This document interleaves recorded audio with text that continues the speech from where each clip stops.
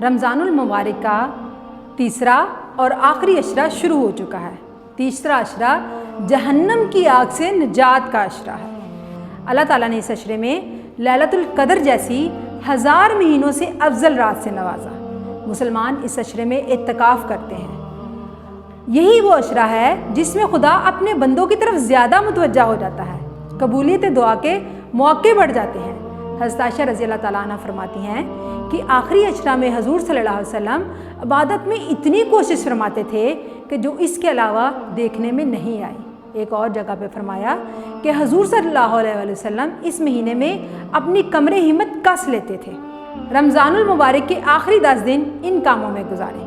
زیادہ سے زیادہ تلاوت قرآن پاک کریں، صلاۃ التسبیح ہر روز ادا کریں، ہر طاق رات میں شب قدر کی دعا اور شب بیداری کریں۔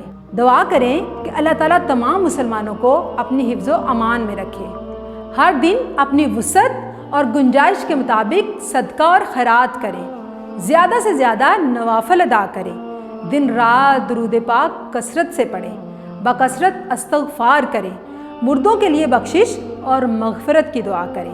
اللہ تعالیٰ آپ کو اور مجھے اس مہینے اور اس عشرے کی برکتیں اور رحمتیں سمیٹنے کی توفیق عطا فرمائے۔ آمین۔